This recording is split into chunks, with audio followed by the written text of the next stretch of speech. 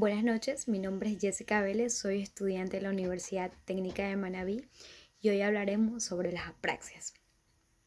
Las aportaciones de Hugo Lingman a comienzos del siglo XX fueron fundamentales para la conceptualización de las apraxias como un trastorno específico y para sentar las bases de los modelos actuales. A partir del examen del paciente conocido como Mr. T, Lingman propuso que la apraxia era una alteración de los movimientos intencionados, que no se explica por déficits en el reconocimiento de los objetos o herramientas, por simbolía ni por una disfunción motora primaria. Lingman relacionó el síndrome de la apraxia con lesiones del hemisferio izquierdo. Señaló que los pacientes apráxicos presentaban diferentes tipos de alteraciones. Algunos no podían realizar los gestos que se les ordenaba verbalmente, pero podían realizarlos por imitación.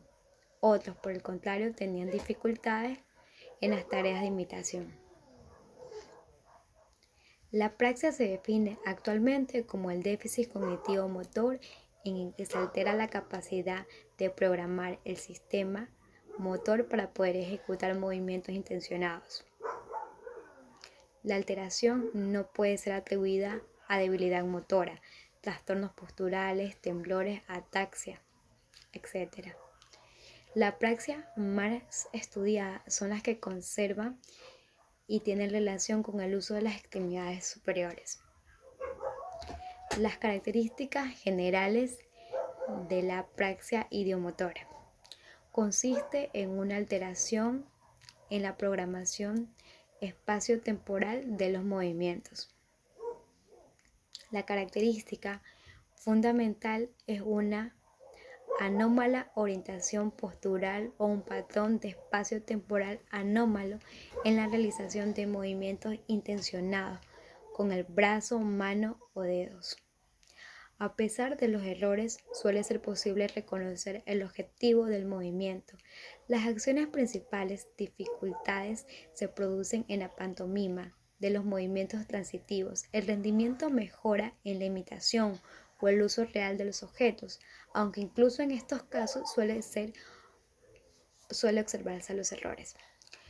Los errores que cometen los pacientes con apraxia idiomotora son de diversos tipos, agrupándolos de la siguiente categoría. A. Errores preservativos. Aquí ocurre la ejecución de movimientos que fueron solicitados anteriormente. B. Errores de secuencia. Aquí se altera el orden de la secuencia de los movimientos. C. Errores espaciales. Son los que suelen observarse con mayor frecuencia. D. Errores temporales. Pueden implicar lentitud en la iniciación de movimientos o realización de pausas durante la ejecución de los movimientos. También vamos a hablar sobre las lesiones asociadas de la apraxia idiomotora. Según Lingman, el hemisferio izquierdo contenía las fórmulas de los movimientos que controlaban la ejecución voluntaria de los movimientos aprendidos. Lingman señaló también la importancia del cuerpo calloso. Según Lingman, la lesión callosa impedía que las fórmulas de los movimientos del hemisferio izquierdo ascendieran a las áreas motoras derechas. Las lesiones vinculadas con las apraxias idiomotoras se localizan en las regiones parietales y frontales. Las áreas parietales que se han mostrado relevantes son las áreas 39 y 40, el giro supramarginal, el giro angular. En el córtex frontal, las lesiones en la corteza premotora lateral y medial se han asociado a la producción de déficits. Los datos más relevantes para el debate sobre la contribución del hemisferio derecho proceden del estudio del efecto de las lesiones callosas. Los modelos explicativos de las apraxias. Aquí encontramos varios modelos. De acuerdo con el modelo de Hexlin, las lesiones callosas producen apraxia unilateral. es la interrupción de la conexión entre el córtex promotor izquierdo y el derecho. Afecta únicamente a los movimientos realizados con la mano izquierda. Este trastorno se lo conoce como la apraxia callosa. Una de las dificultades de este modelo es que no explica los errores que suelen cometer los pacientes con apraxia ideomotora en el uso real de los objetos o la disociación que se ha observado en ocasiones entre la ejecución de las pantomimas y la ejecución por imitación. Otro modelo es el de Roy y Quarren, que proponen un modelo cognitivo para las apraxias que pretende responder a la disociación entre pantomima y imitación. Este modelo se desarrolla exclusivamente a nivel cognitivo, sin proponer que sistemas cerebrales constituirían el sustrato a los diferentes componentes. El modelo neuropsicológico más influyente es el propuesto por el grupo de Elliman-González. Según este modelo, la adquisición de determinados aprendizajes motores conllevan la formación de nuevas representaciones motoras espaciotemporales.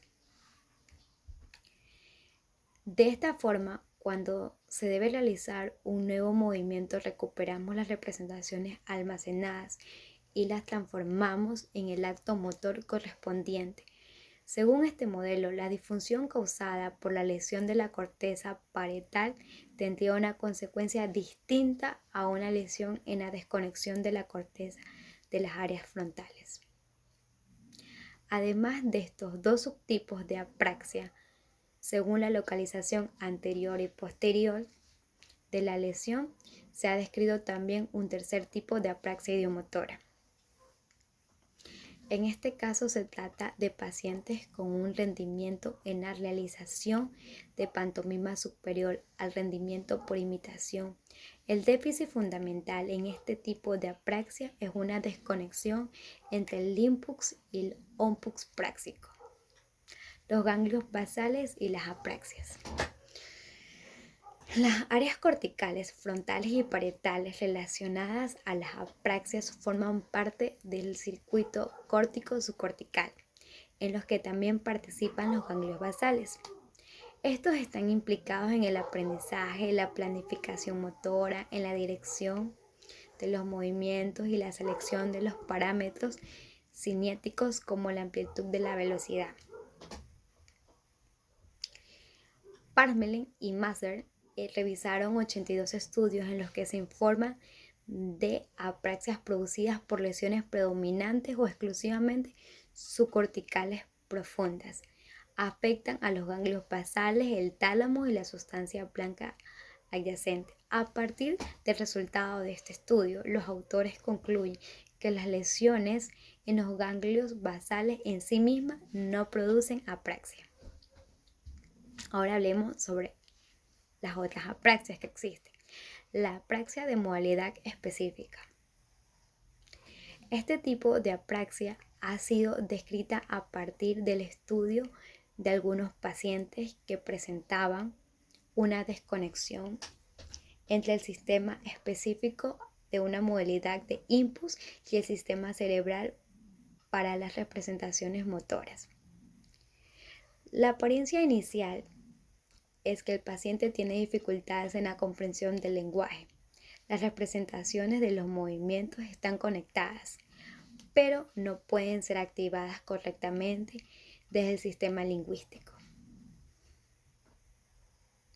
La localización de la lesión no ha sido descrita, hipotetizándose una lesión parietal que posiblemente afecta a la sustancia blanca.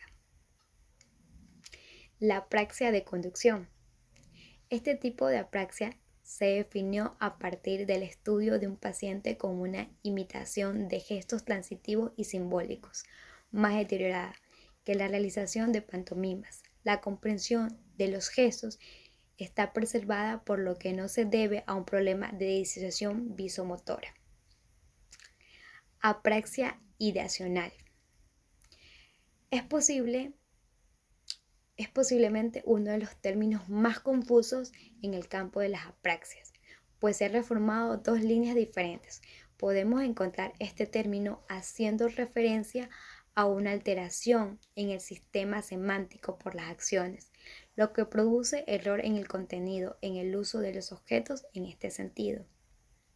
Sería un término equivalente a la praxia conceptual. Otros autores, sin embargo, diferencian entre la praxia ideacional y la conceptual. En esta línea se sitúa el grupo de Elliman, que define a la praxia ideacional como un trastorno en el sistema de producción que afecta especialmente a la ordenación de una secuencia de los actos. Apraxia conceptual.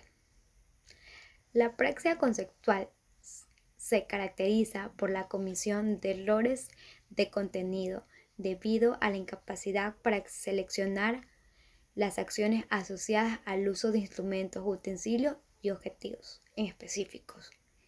Esta alteración no solo se observa en la dificultad para seleccionar las herramientas correspondientes al objeto que se le representa, sino que puede observarse también en la utilización de este mismo. Por ejemplo, un martillo hace el movimiento como que si fuera un destornillador. Puede verse afectada tanto el conocimiento de las acciones asociadas a los objetos o herramientas, como el de la asociación entre herramienta y objeto. Agnosia para pantomimas. Se trata de una alteración en la comprensión o discriminación de gestos, manteniendo intacta la capacidad para ejecutarlos por imitación u orden verbal. Dado que puedan imitarlos, el déficit no puede ser atribuido a un defecto visual o perceptivo. Los pacientes pueden reconocer el objeto y en el caso de que se haya estudiado, los pacientes presentan una lesión izquierda temporo-occipital. Estos casos demuestran que el sistema práctico de comprensión e imitación son disociables.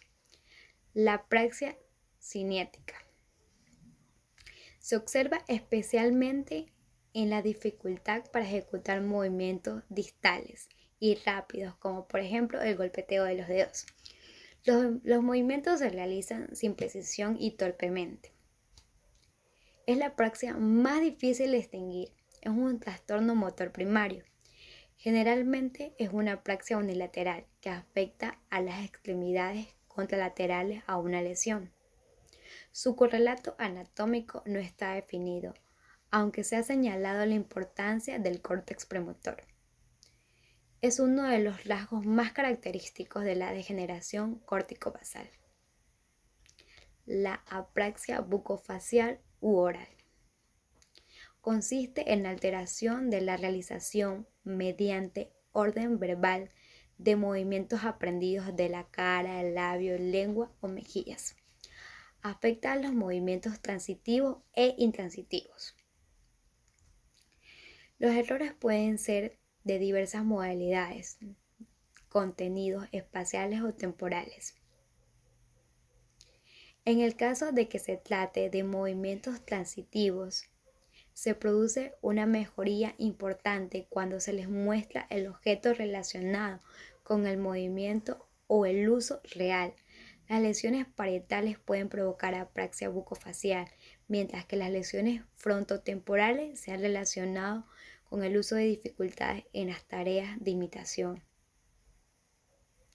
Aunque muchos pacientes con afasia de Broca tienen apraxia bucofacial, hay otros con alteraciones en fluidez que no la presentan.